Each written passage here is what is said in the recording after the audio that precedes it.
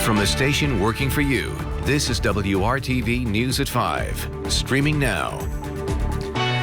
The biggest event on the college sports calendar will be exclusively in Indiana this March. Thanks for joining us here at 5 o'clock. I'm Mark Mullins. And I'm Amanda Starrentino. A historic announcement by the NCAA on Monday. The Hoosier State will host all of this year's March Madness. A huge win for Indianapolis to start 2021. Exciting stuff. Brad Brown joining us live from Lucas Oil Stadium tonight with some of the details. Hey, Brad.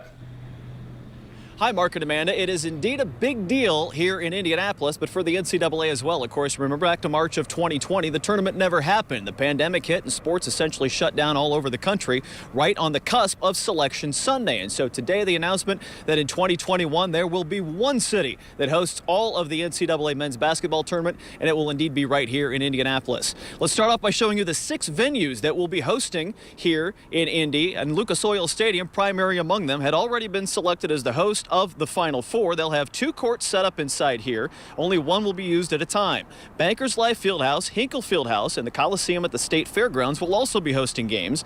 IU and Purdue have been added to the plan as well. Bloomington, Simon Scott Assembly Hall, and West Lafayette, Mackey Arena will host games on the first weekend of the tourney. The Sweet 16 and the Elite 8 games will be played here in the city. The plan includes keeping all 67 teams housed in hotels linked to the convention center downtown.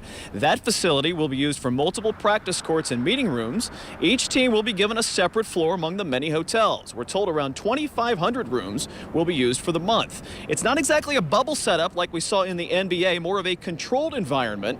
COVID-19 testing in partnership with Marion County health officials will be a large part of making this work.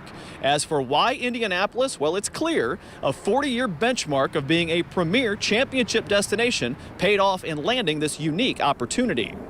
We do have a lot of experience hosting major events, and we've also put a lot of work in hosting events during the pandemic. So, nothing quite to the scale as March Madness or the Final Four, but we intentionally engaged in that effort early in the fall, late summer, so that we could learn and take those learnings and apply them to an opportunity which we thought might pop up. Given the incredible history that we have with the March Madness in Indianapolis, the relationships we have with the governor's office, with the mayor's office, with Indiana Sports Corporation, hotels and venues in the area, it seemed like a natural fit. Now, the big question, of course, being fans. Will they be part of the mix when March gets here? The plan right now includes only immediate family members of players, coaches, staff, etc.